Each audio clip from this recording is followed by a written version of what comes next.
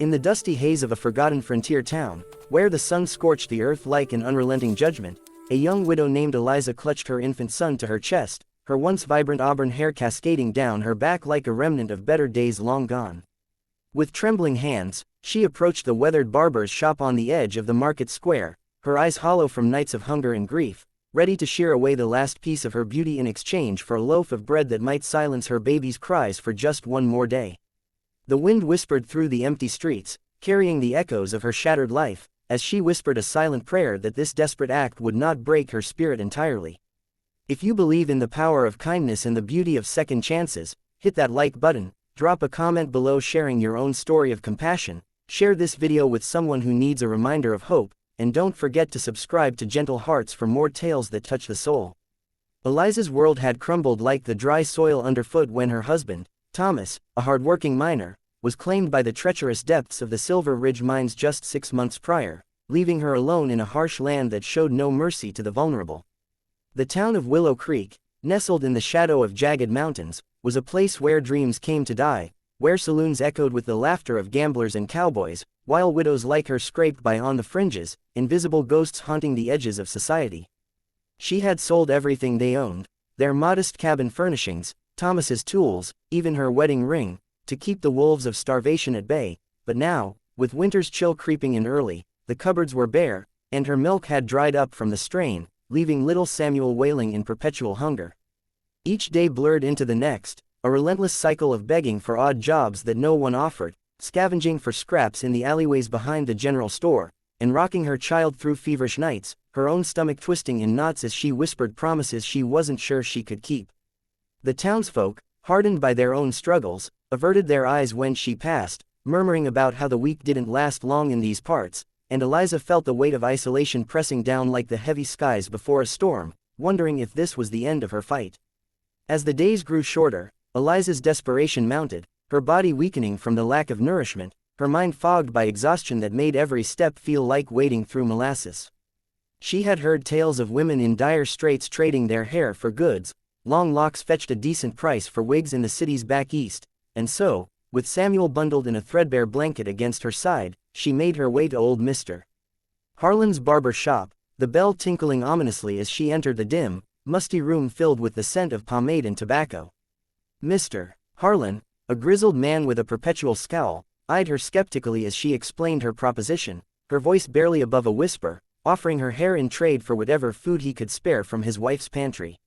He nodded curtly, sharpening his shears with a rhythmic scrape that echoed her fracturing resolve, and as she sat in the chair, feeling the cold metal against her scalp, tears welled up unbidden, each one a silent testament to the pieces of herself she had already lost. The shop's window framed the bustling street outside, where life carried on indifferently, merchants hawking wares, children chasing hoops, and cowboys tethering their horses to posts, while inside, Eliza braced for the snip that would strip her of her last vanity, her mind racing with fears of how she would face the world afterward, bald and broken, with a child who depended on her fragile strength. Just as Mr. Harlan raised the shears, the door swung open with a gust of wind, and in strode a tall figure silhouetted against the glaring sun, his boots thudding heavily on the wooden floorboards, the spurs jingling like distant bells of fate. He was a cowboy named Jack Riley, a wanderer with a weathered face etched by years under the open sky, his eyes sharp and knowing, carrying the quiet authority of a man who had seen too much of the world's cruelties but hadn't let them harden his core. Jack had ridden into Willow Creek that morning, seeking supplies for his long journey north, his horse laden with the remnants of a cattle drive that had paid just enough to keep him moving. He paused at the sight before him, the widow's pale face, the baby's soft whimpers, the barber's poised blade, and something stirred within him, a memory of his own losses, perhaps, or simply the innate pull of humanity that refused to let suffering go unanswered. Without a word at first, he stepped forward, his presence filling the small shop like a sudden storm, and placed a firm hand on Mr. Harlan's arm, halting the cut mid-motion, his voice low and steady as he instructed the barber to put the shears away, for there would be no trade today. Eliza looked up in confusion and faint alarm, her heart pounding as this stranger regarded her with a gentleness that pierced through her defenses, his gaze holding no pity but rather a shared understanding of pain's deep scars. He reached into his coat pocket, pulling out a handful of coins that gleamed in the filtered light, and handed them to Mr. Harlan, directing him to fetch bread. cheese, and milk from the store across the way, enough to fill a basket for the widow and her child. As the barber hurried out, grumbling but compliant, Jack knelt before Eliza, his calloused hands gently adjusting the blanket around Samuel, who quieted at the unfamiliar but soothing touch, and in that moment, the air thickened with unspoken stories, the widow's grief mirroring the cowboy's own hidden sorrows, for Jack had lost a wife and child to fever years ago on the trail, burying them under a lone oak and vowing never to settle again.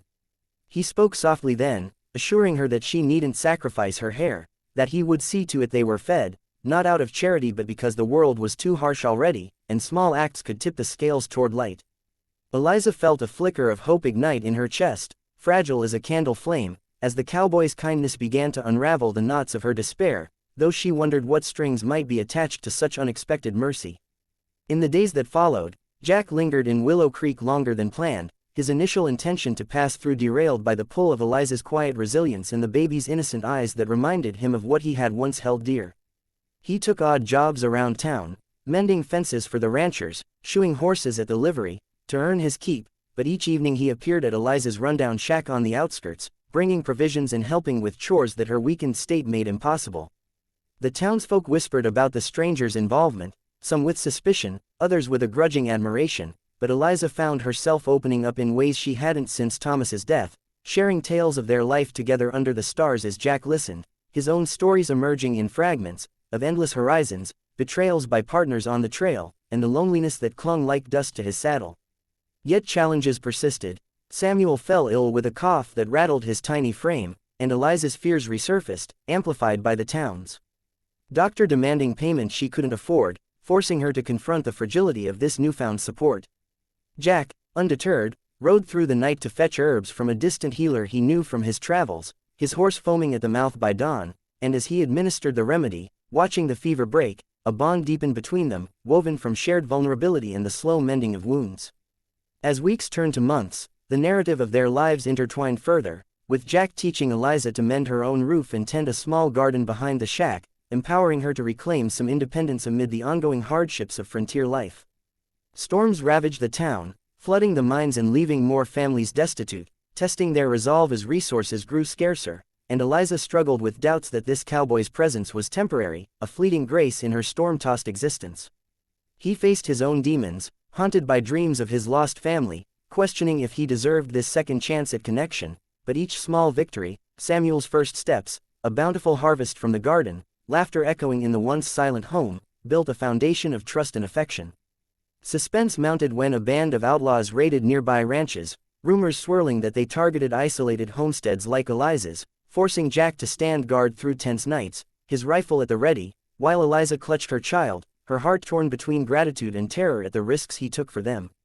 In the quiet aftermath of repelling a scouting party, with the moon casting silver light over the plains, Jack confessed his growing love, not in grand declarations but in the simple act of staying, and Eliza, her hair still flowing like a banner of her preserved dignity, allowed herself to envision a future beyond survival.